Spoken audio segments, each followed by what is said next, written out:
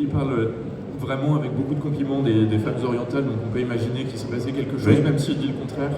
Mais on a des témoignages de Boileau, enfin de gens qui l'ont connu à Paris à son retour, qui racontent qu'il était extrêmement graveleux, enfin complètement désinhibé par les 50 ans de voyage qu'il avait fait et qu'effectivement il racontait ses aventures avec des femmes Alors, aux Indes. on sait qu'il n'aimait pas lire, qu'il écrivait relativement mal. Est-ce que vous diriez que c'est un aventurier, un découvreur ou un trafiquant?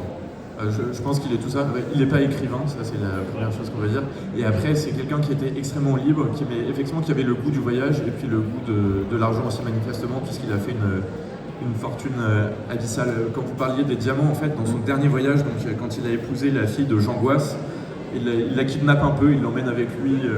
Elle arrive à s'échapper dès qu'ils arrivent dans l'Empire ottoman, elle rentre à Paris. Et lui poursuit aux Indes et il veut faire la plus belle cargaison de diamants qui ait jamais été faite. Et donc il rassemble 1000 diamants là-bas, les plus beaux diamants. Mais il était en concurrence encore avec les Hollandais. Là, il était encore en concurrence avec des Hollandais qui lui ont fait des mauvais coups puisqu'ils l'ont dénoncé aux douanes et donc il fait tout pour s'échapper. Mais donc il arrive quand même à rentrer en France avec un millier de diamants, des petits mais aussi de très très très beaux diamants. Et si vous avez vu le film Titanic, il y a un diamant bleu. Et donc ça, c'est inspiré du diamant bleu qui a été rapporté par Tavernier notamment. Et donc Tavernier revend ses 1000 diamants à Louis XIV, qui aime beaucoup les diamants. 1000 diamants 1000 diamants. 1000 diamants qu'il revend pour 900 000 livres. Et pour vous donner une idée, le budget de l'État à l'époque est d'à peu près 20 millions de livres. Donc il a eu 5% du budget de l'État dans sa poche. Donc il a fait une fortune absolument immense. Il a pris goût au luxe, alors il s'est acheté un immense hôtel particulier à Paris, il a fait construire un grand château en Suisse avec une sorte de bulbe orientale. C'est incroyable. Et au bout d'un moment, il s'ennuie un peu. Et Louis XIV lui ordonne d'écrire ses mémoires, donc lui il force le nègre, qui écrit d'ailleurs très mal à écrire. Je ne sais pas pourquoi il l'a forcé d'ailleurs. Vous savez qu'on dit plus nègre, on dit collaborateur. Le collaborateur. Il force ce collaborateur à écrire. Non, moi c'est pour vous éviter la prison. Très bien. Il force ce collaborateur à écrire et puis il a quand même le goût du commerce. S'il avait eu la plume d'un Simon de Montfred, ça aurait été extraordinaire. Il passé à la postérité de manière certaine. Mais la vie n'est pas banale après, puisque justement, il veut continuer à commercer. Alors il met tous ses efforts sur son neveu. Son neveu, il lui donne la moitié de sa fortune. Et puis donc, le neveu est victime d'une attaque. On sait qu'il arrive en Perse et puis après, plus de nouvelles. Alors plus de nouvelles, le neveu en fait est parti avec la caisse. Et donc, il faut retrouver l'autre moitié. Donc qu'est-ce qu'il fait ? Par chance, à ce moment-là, l'héritier du trône de Perse arrive à Paris. On se doute que l'héritier du trône de Perse n'avait que ça à faire, donc il devient ami avec Tavernier. Il parvient à une fortune incroyable puisqu'il a en parrain le frère de Louis XIV. Il est baptisé par l'archevêque de Paris. Ça devient une star de Paris, ce fameux Persan qui est sans doute l'héritier du trône de Perse. Il parvient à épouser la fille adoptive de Tavernier. Et puis, évidemment, il lui dit vous avez perdu la moitié de votre fortune, je vais vous aider à la retrouver. Je vais aller arraisonner l'infâme neveu. Donc Tavernier lui confie le reste de sa fortune. Et puis, mystérieusement, il disparaît aussi. Ah oui, il n'était pas tout à fait doué tout le temps pour les affaires. C'est ça qui est étonnant, il a été très doué pendant 70 ans, et puis alors à la fin, c'est catastrophique. Alors, sa chute, elle a été provoquée par des gens qui le jalousaient, qui voulaient mettre main basse sur sa fortune.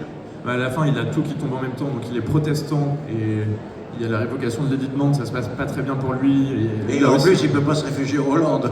Il peut se réfugier nulle part, donc il est coincé, il est suivi par des mouches, il y a des policiers qui le suivent, donc on a les lettres. Et les mouches, les indiquent en fait. Oui, et donc on a les lettres dans les archives de la police des mouches qui racontent ce que fait Tavernier pas au jour le jour, mais on a une dizaine de lettres comme ça qui le suivent à la trace. Il trahit quand même un peu son pays puisqu'il essaie de passer au service du roi de Prusse pour monter une compagnie commerciale pour lui. Là aussi, ça se passe mal, franchement. Franchement, comment vous l'avez découvert ce personnage? Je l'ai rencontré à un dîner et puis ça vous a fait.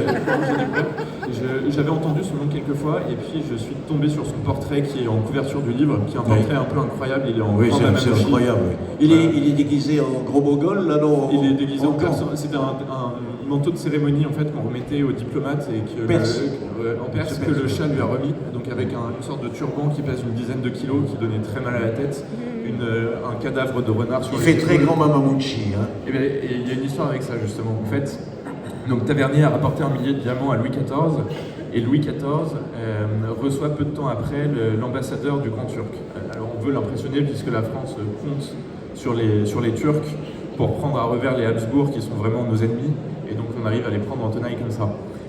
Louis XIV veut absolument impressionner l'ambassadeur, donc toute la cour est vraiment somptueuse, on met le plus beau mobilier qui existe, et puis on fait beaucoup ce qui se faisait à l'époque, on coud des diamants sur les vêtements, et donc Louis XIV avait des milliers de diamants sur ses vêtements, dont tous les diamants de Tavernier.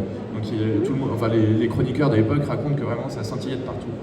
Et l'ambassadeur du Grand Turc fait la tête, on ne comprend pas très bien, et un courtisan l'interroge en lui disant Excellence, qu'en avez-vous pensé? Et lui fait l'amour en disant mais chez moi même les chevaux sont mieux habillés. Louis XIV est furieux et donc il demande à Molière d'aller faire une pièce qui ridiculise les Turcs, et donc ça devient le bourgeois gentilhomme avec le grand aussi et le ballet de Lully. Et vous avez trouvé quand même de la documentation assez facilement sur ce Tavernier? Alors ça a été compliqué, il y a beaucoup de documentation parisienne qui a été brûlée en 1870 avec l'incendie de l'hôtel de ville de Paris, où il y avait les archives, mais on en trouve beaucoup, on en trouve en fait via les compagnies commerciales, donc anglaises, hollandaises, on en trouve, il a voyagé partout, donc il faut aller bien chercher, on en trouve en Suède, on en trouve des archives arméniennes sur lui, on a aussi beaucoup les capucins qui avaient des couvents un peu partout dans le monde, et on est plus chanceux, on arrive à retrouver des références à Tavernier aussi, donc on arrive quand même à le suivre un peu à la trace grâce à tout ça. Alors il y a des personnages comme ça dans l'histoire qui ont fait... Je cherchais à retrouver le nom, mais ça ne me reviendra pas parce que je suis vieux, de ce moine qui est né dans l'Empire mongol. Vous me posez une colle. Oui, non, bon, peu importe. C'est un Français qui a resté à la cour comme Marco Polo, mais qui a été jusqu'en Chine. Et il y a des découvreurs comme ça qui sont extraordinaires. Mais